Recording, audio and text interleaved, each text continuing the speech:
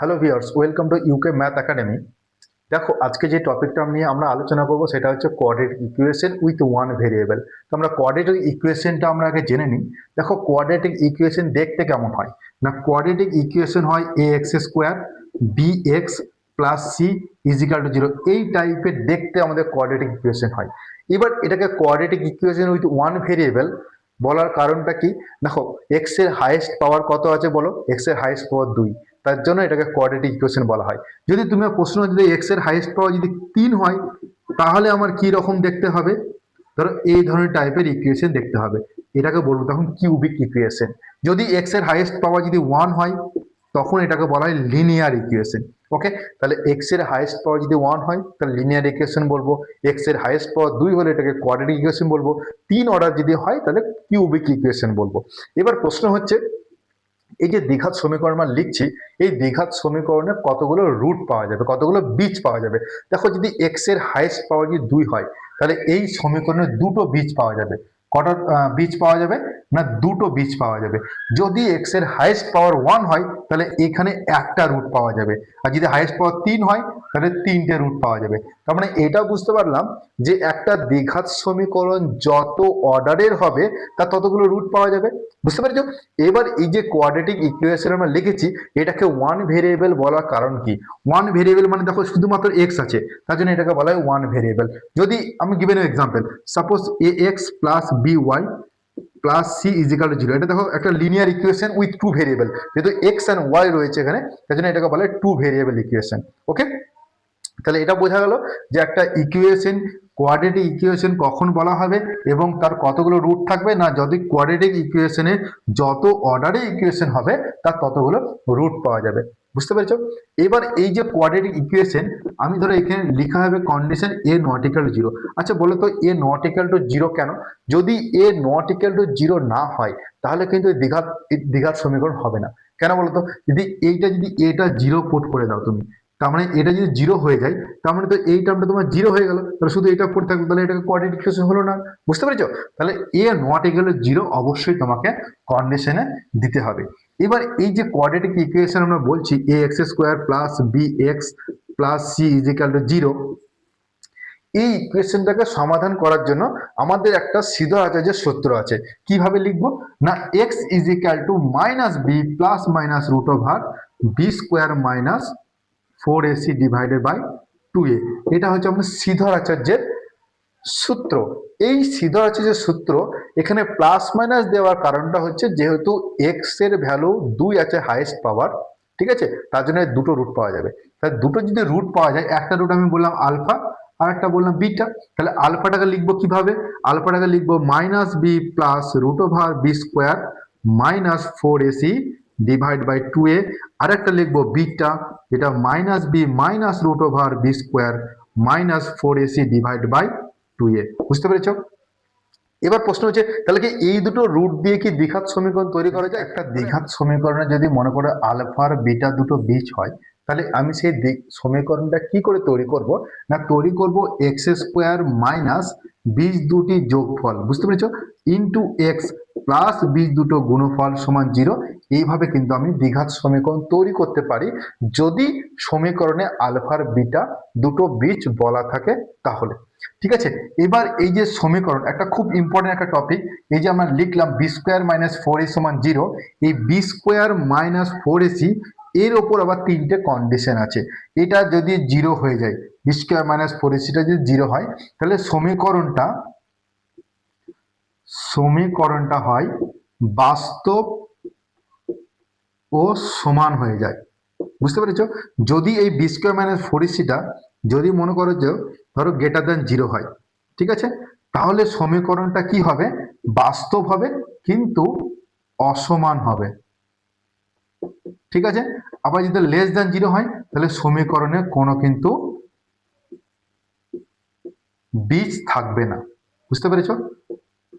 তার মানে এটা ইমাজিনারি পার্ট হয়ে যাবে। তার মানে কি বললাম যে শ্রীধর আচার্যের যে সূত্র, ওই b square minus four ac, এইটার উপর ডিপেন্ড করবে সমীকরণটা বাস্তব সমান হবে না বাস্তব অসমান হবে না কোনো বীজ থাকবে না। বুঝতে পেরেছো?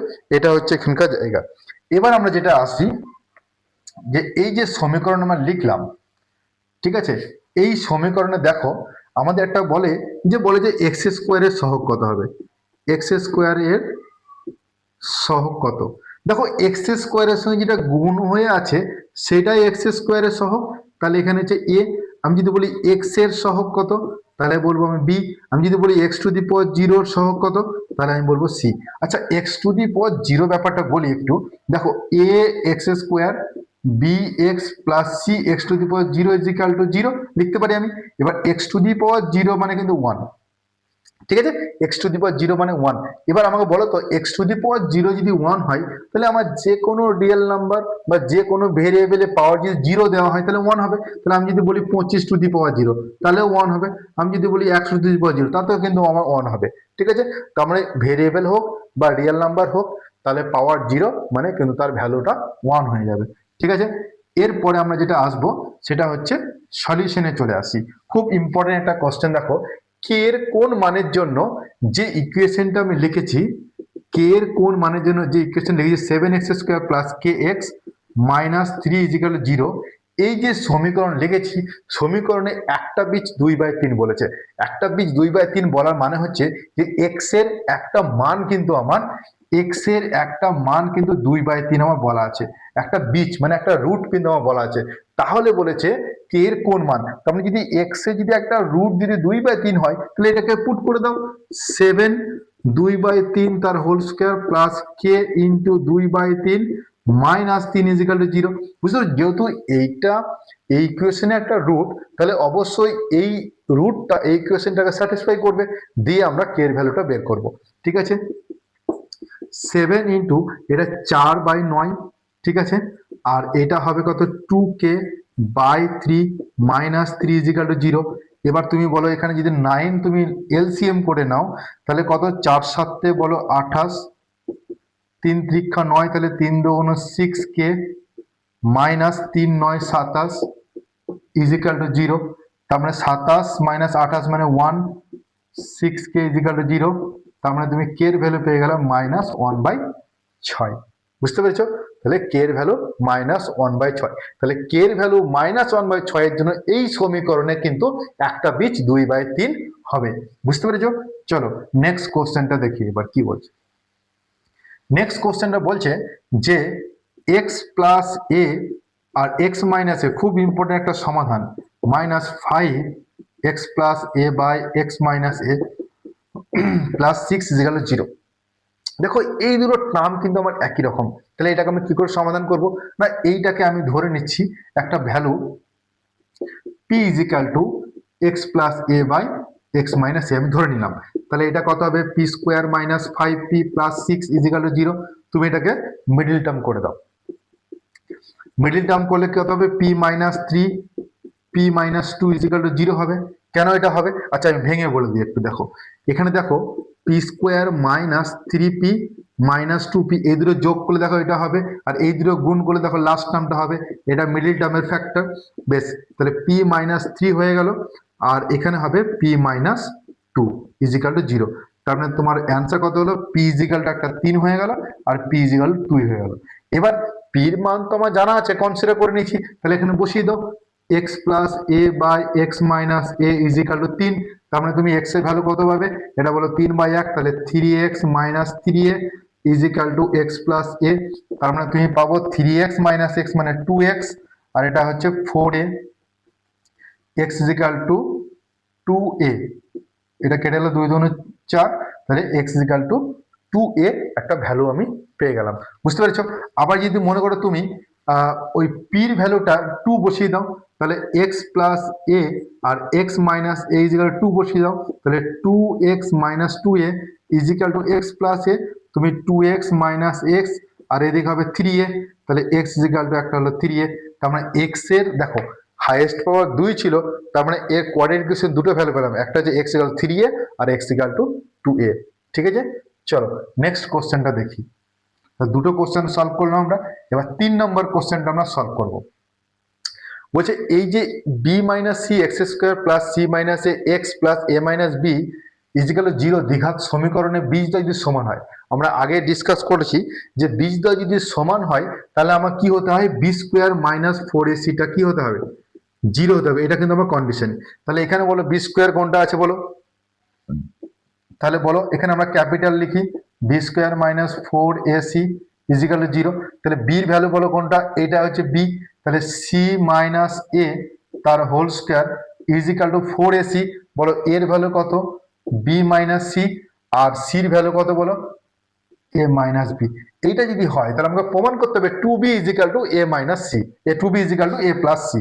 ওকে, দেখো আমি এটা কি করতে পারি, c square a minus b তার whole square formula, two a c plus a square, আর এদিকটা দেখো ফোর এ বি, এটার সঙ্গে এটা গুণ, এটা বলো মাইনাস ফোর বি স্কোয়ার হলো, এটার সঙ্গে এটা বলো ফোর, এটা সেটা এটা সেটা হলো, এবার এটা সেটা ফোর এ সি, আর এটা সেটা ফোর বিসি। ঠিক আছে, এবার তুমি কি পাচ্ছ দেখো, এবার পাচ্ছ তুমি সি স্কোয়ার, এটা পাচ্ছ তুমি এ স্কোয়ার মাইনাস টু এসি, আর এখানে দেখো ফোর এসি, তাহলে এটা যে প্লাস টু এসি হবে, বুঝতে পেরেছো, মাইনাস এটাকে নিচ্ছ ফোর এ বি, আর এটাকে নিয়ে এসো minus four bc equal to zero. দেখো আমি এই টার্মটাকে কি করে লিখতে পারি বলো তো, এই টার্মটাকে লিখতে পারি দেখো, আমি যদি করি ধরো a plus c minus two b তার হোল স্কোয়ার যদি করি, তাহলে দেখো এই টার্মটা পাবো, কি করে পাবো বলো তো, দেখো এ স্কোয়ার, এটা এটা এই টার্মটা পাবো কি করে বলো তো, এ প্লাস সি তার হোল স্কোয়ার পাবো, minus two into two b into a plus c পাবো, আর একটা পাবো টু বি তার হোল স্কোয়ার পাবো, পাবো কি পাবো না, তাহলে ফোর বি স্কোয়ার হচ্ছে, এই যে ফোর বি স্কোয়ার যে টার্মটা ছিল এখানে লিখে নিখো, সরি এটা হচ্ছে plus four b square equal to zero. ঠিক আছে, তাহলে এই টার্মটা পেয়ে গেলাম, এইটা মানে আমার এইটা স্কোয়ার হয়ে গেল, তাহলে এটা যদি স্কোয়ার হয়ে যায় তাহলে আমরা কি পেলাম যে a plus c minus two b is equal to zero, তার মানে পেয়ে গেলাম a plus c is equal to two b, আমার প্রমাণ হয়ে গেল। ঠিক আছে, চলো লাস্ট কোশ্চেনটা আমরা সলভ করে নিই। লাস্ট কোশ্চেন কি বলছে দেখো, লাস্ট কোশ্চেন বলছে যে five x square two x minus three equal to zero, এই যে সমীকরণ আমি পেয়েছি দ্বিঘাত সমীকরণ, এই সমীকরণের দুটো বীজ আলফা আর বিটা যদি হয় তাহলে one by alpha one by বিটার ভ্যালু কত হবে। ঠিক আছে, তাহলে বলো আলফা প্লাস বিটা সমীকরণ দুটো বীজ কি ফর্মুলা বলো, মাইনাস বি বাই এ আমার জানা আছে। ঠিক আছে, তাহলে মাইনাস বি বাই এ, তাহলে মাইনাস দুই বাই পাঁচ, আর আলফা ডট বিটা সমান কি পাবো বলো, সি বাই এ, তাহলে মাইনাস তিন বাই পাঁচ। এটা যদি পাই তাহলে আমার one by alpha one by বিটার ভ্যালু কত হবে, তাহলে বলো one by alpha one by beta value কি করে পাবো, ওপরে হবে আলফা প্লাস বিটা, নিচে হবে আলফা বিটা, তাহলে ওপরে আলফা প্লাস বিটার ভ্যালুটা পুট করে দাও, মাইনাস দুই বাই পাঁচ, আর নিচে হচ্ছে মাইনাস তিন বাই পাঁচ, তার মানে মাইনাস মাইনাস ক্যান্সেল, পাঁচ পাঁচ ক্যান্সেল, তার মানে দুই বাই তিন হচ্ছে alpha one by alpha one by বিটার ভ্যালু।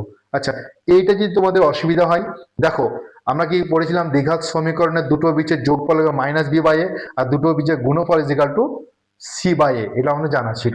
ঠিক আছে, এবার দু নম্বর কোশ্চেনটা দেখো, দু নম্বর কোশ্চেন কি বলছে, alpha square plus beta square value কত। তাহলে আমি লিখতেই পারি দেখো আলফা প্লাস বিটা তার হোল স্কোয়ার, তার মানে alpha square plus beta square পাবো প্লাস টু এবি, তার জন্য মাইনাস টু এবি দিয়ে দিলাম, তাহলে আলফা প্লাস বিটার ভ্যালু বলো মাইনাস দুই বাই পাঁচ তার whole square, minus two into alpha বিটার ভ্যালু হচ্ছে কত, তিন বাই পাঁচ, তাহলে মাইনাস মাইনাস প্লাস হয়ে গেল, এটা চার বাই পঁচিশ হয়ে গেল, আর এটা হচ্ছে ছয় বাই পাঁচ। এবার তুমি বলো পঁচিশ যদি এলসিএম হয় আমাদের তাহলে কত হবে, চার হবে এখানে, আর এখানে বলো পাঁচ পাঁচে পঁচিশ, তাহলে পাঁচ ছয় তিরিশ, তার মানে কত হলো চৌত্রিশ বাই পঁচিশ। বুঝতে পেরেছ, তাহলে এই সেকেন্ড নাম্বারের কোশ্চেনের অ্যান্সার হয়ে যাবে চৌত্রিশ বাই পঁচিশ। ঠিক আছে, তাহলে নেক্সট আমাদের ক্লাসে আমরা আরো কিছু কোয়াড্রেটিক ইকুয়েশনের ইম্পর্টেন্ট কোশ্চেন নিয়ে আলোচনা করব। Thank you for watching.